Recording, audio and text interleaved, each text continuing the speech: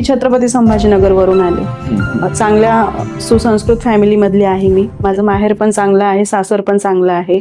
म्हणजे दोन्ही कुटुंब संपन्न आणि वैचारिकतेने पण संपन्न. आयुष्यामध्ये न ऐकलेला शब्द फाशी घेणं ते मी प्रत्यक्षात माझ्या घरामध्ये माझ्या नवऱ्यानेच केलेलं आहे. तर त्याबद्दल समाजामध्ये एक जागृती म्हणजे यायला पाहिजे, की अवेअरनेस यायला पाहिजे की आत्महत्या करणं ही चूक आहे आणि शेअर मार्केट सारख्या कारणाने आत्महत्या करणं तर ही महा चूक आहे.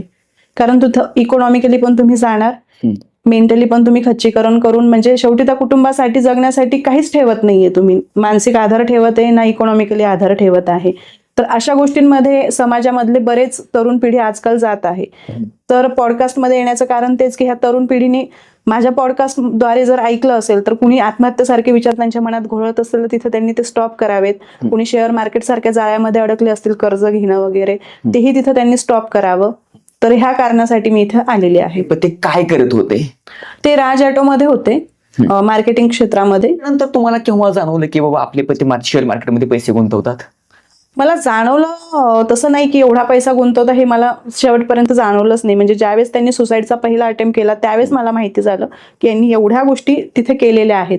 पहिला अटेम्प्ट म्हणजे काय? म्हणजे सुसाईड अनेकदा केला होता का? खूप वेळेस केलेला आहे. 15 ते 20 वेळेस त्यांनी 20 वेळा आत्महत्या करायचा प्रयत्न केला शेअर मार्केटमुळे. म्हणजे आता लोक मला म्हणतात की तुला समजलं नाही का? मला समजलं म्हणूनच त्यांना 20 वेळेस वाचवलं. बापरे. मला समजलं म्हणूनच मी त्यांच्यासोबत 2 वर्ष सुखाने संसार करण्याचा प्रयत्न केला. मला समजलं म्हणूनच मी त्यांची मानसिकता नीट करण्याचा प्रयत्न केला. मी स्वतः त्यांच्याशी गप्पा मारत बसायची 2-2, 3-3 वाजेपर्यंत. माझी प्रॉपर्टी विकून त्यांना त्या चिखलातनं म्हणजे त्या शेअर मार्केटचा म्हणतो ना आपण की कर्ज बाजार होऊन बसतो, तर त्यातनं बाहेर काढण्यासाठी मी स्वतः वैयक्तिक प्रयत्न केले. वैयक्तिक त्यांना लोन काढून देणं असो, प्रॉपर्टी विकणं असो, हेल्प केली. म्हणजे मी कुठेही त्यांना आडवी आले नाही. कारण मला माहिती आहे माझा व्यक्ती तिथं फसलेला आहे, त्याची मानसिकता अशी झालेली आहे. तर तिथनं त्यांना काढावं हे माझं कर्तव्य आहे. शेती वगैरे आहे अजून, आपण संपलो नाहीये. माणूस, मी म्हणते ना, माणूस संपत. त्यांच्या पाठीशी कायम उभे होते?